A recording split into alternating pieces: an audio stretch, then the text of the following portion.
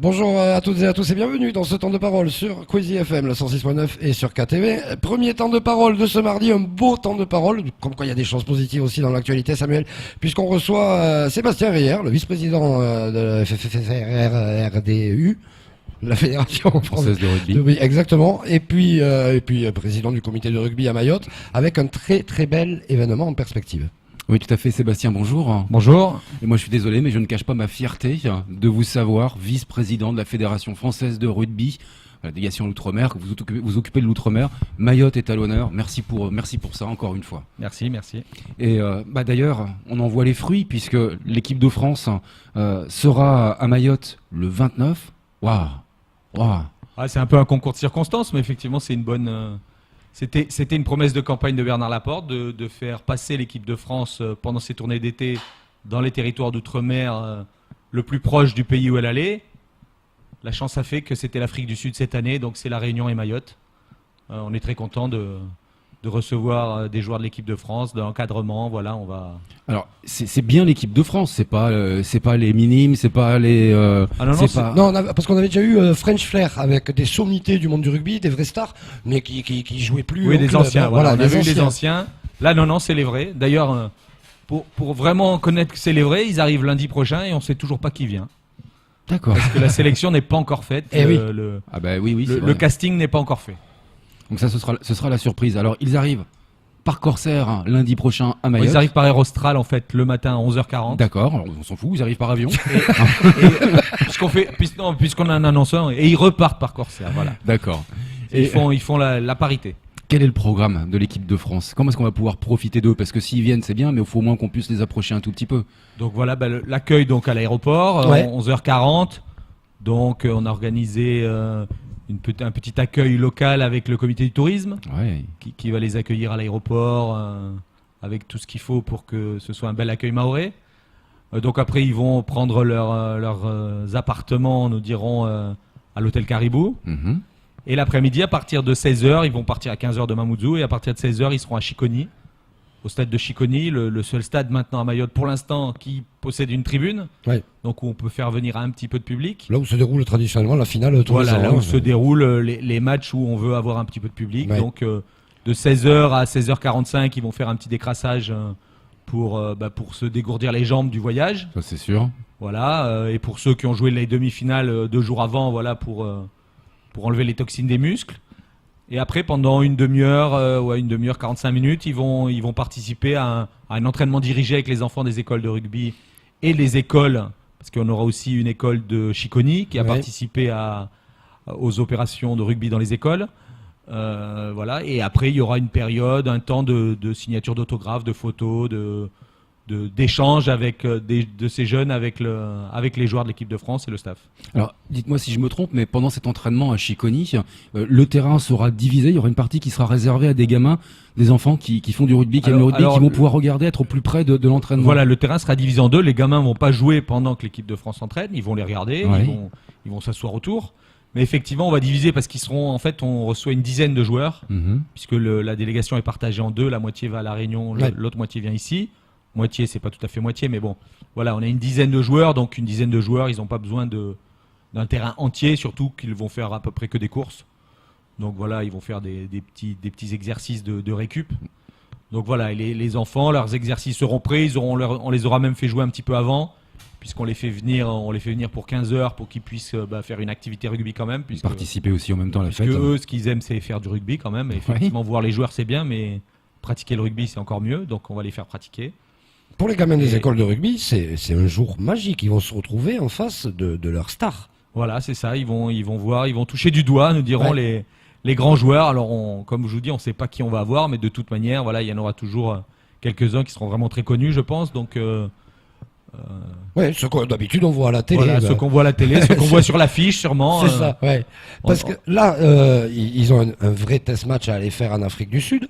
Pour eux, le crochet Mayotte, c'est une véritable opération de séduction, de communication et de volonté de faire avancer le monde du rugby. Parce que dans l'absolu, on s'en passerait bien quand on est joueur et qu'on a besoin de s'entraîner pour un match contre l'Afrique du Sud. Ah oui, tout à fait. Non, mais c'est vraiment une volonté politique d'aller développer les territoires, d'aller que l'équipe de France, qui est la vitrine du rugby français, aille au contact de ces joueurs, de ces de ses licenciés, de ses supporters, des partenaires, des comités locaux. Voilà, ça s'est fait à Granville, vous l'avez vu, ça s'est fait à Nice, ça s'est fait à Courbevoie, ça se fait un petit peu partout.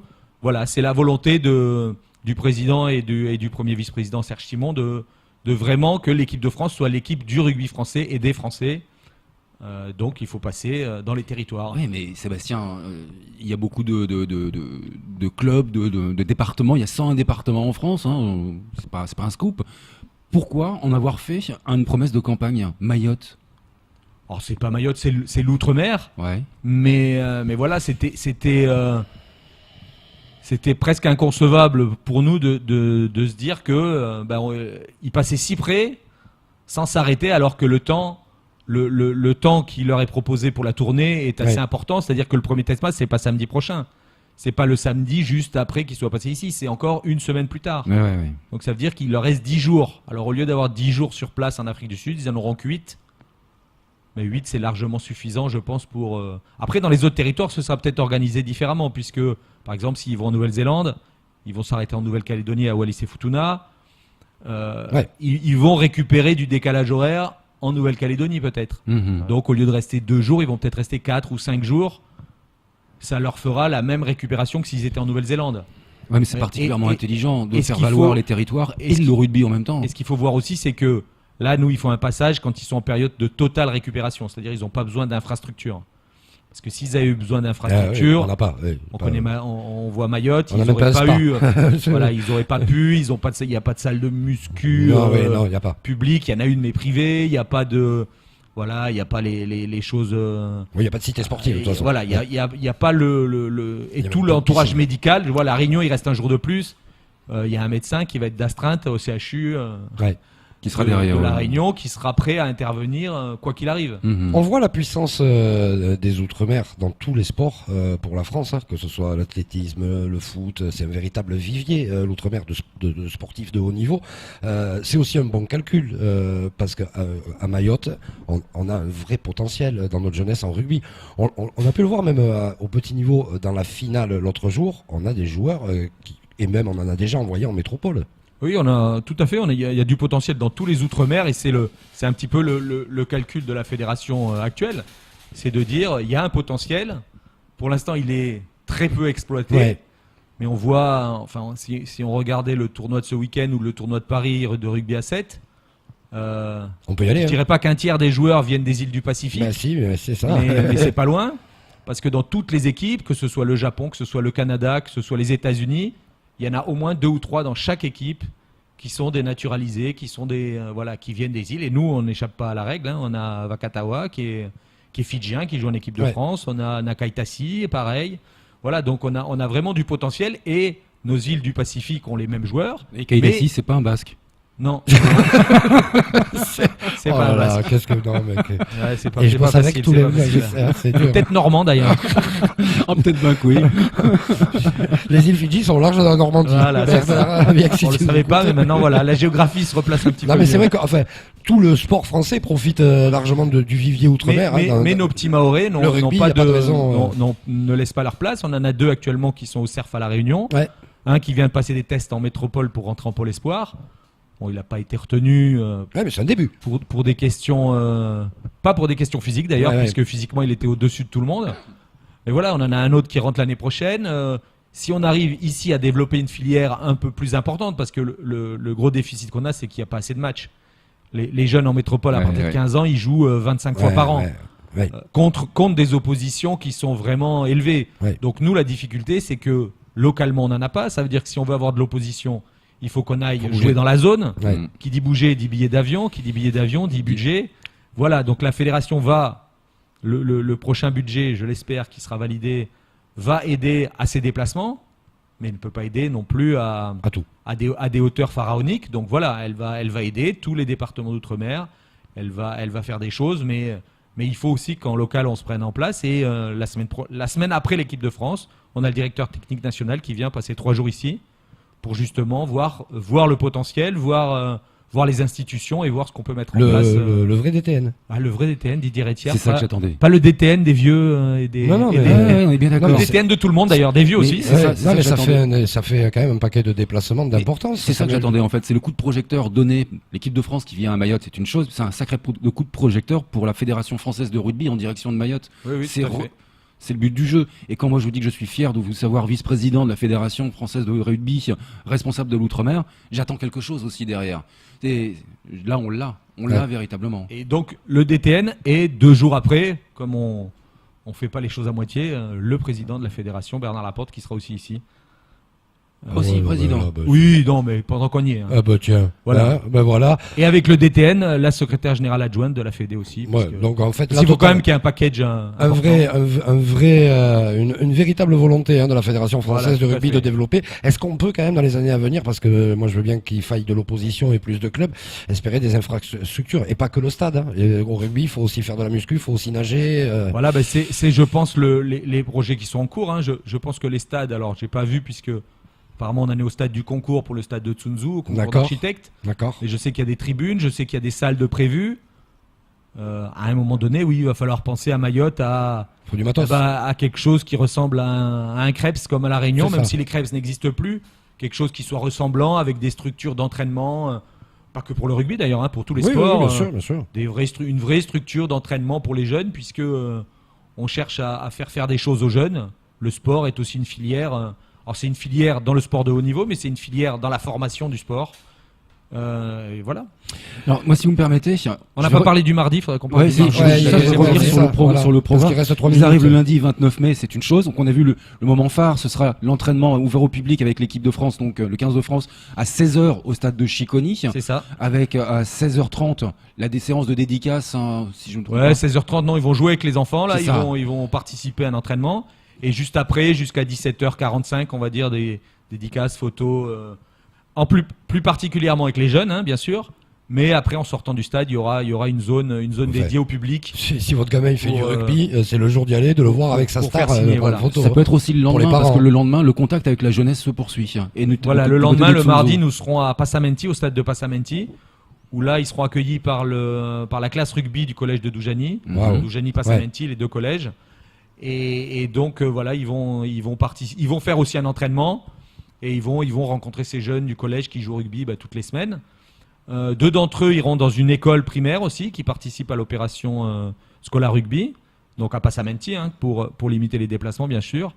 Et on enverra un joueur et un dirigeant chez les parents d'un des joueurs qui est entraînement au Crêpes à La Réunion, qui va aller un petit peu dans les collines de Doujani, puisqu'il habite là-bas, à la mine. Et voilà, on va un peu leur faire visiter, leur faire voir Mayotte, peut-être autrement que par les grands sentiers, que par les grandes routes, avec les festivités. Voilà, ils vont voir le vrai Mayotte. On va essayer de leur montrer le vrai Mayotte. Et que il y a des rugbyman à Mayotte et qui ont du cœur pour ce sport.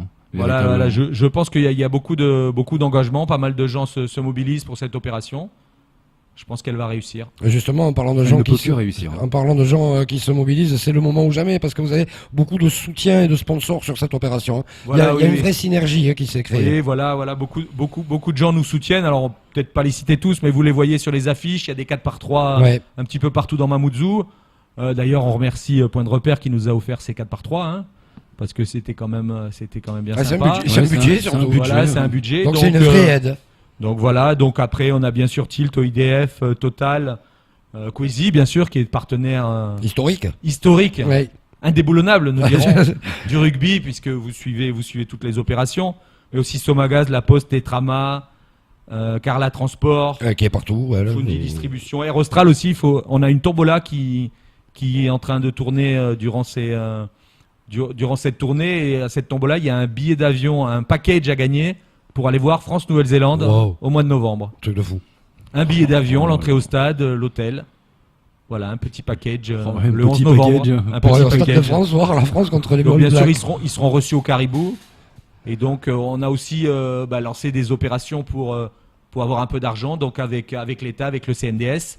Donc, on espère qu'on fait une opération avec Paris 2024 aussi. Donc, cette opération sera le lundi après-midi avec tous les jeunes qui auront des t-shirts pour soutenir la candidature de Paris aux Jeux Olympiques de 2024, mais aussi la candidature de la France à la Coupe du Monde 2023.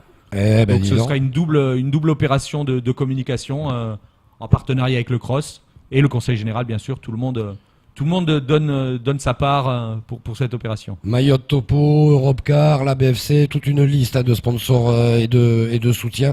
Une belle synergie, une belle opération. En tout cas, merci beaucoup d'être venu vous exprimer sur ce plateau. Bien évidemment, on va couvrir ce séjour du 15 de France à Mayotte. Félicitations franchement, sincèrement, pour le boulot qui est fait ici à Mayotte, pour le boulot que vous faites avec Serge au niveau national, pour tous les gamins de Mayotte, c'est hyper important. Alors, merci. Et juste une petite dernière remarque. Le lundi soir, donc il y a une soirée de gala. Et donc, il y a encore quelques places de disponibles. Si vous souhaitez participer à cette soirée, le tarif est à 100 €. Et donc, vous pourrez être à table avec comment on s'inscrit les joueurs de l'équipe de France. Il faut appeler le comité.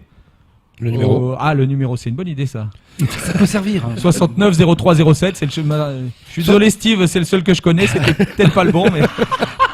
Sinon, j'ai le numéro de ma cousine. Voilà, sinon il y a le numéro du voisin, mais ça va pas marcher.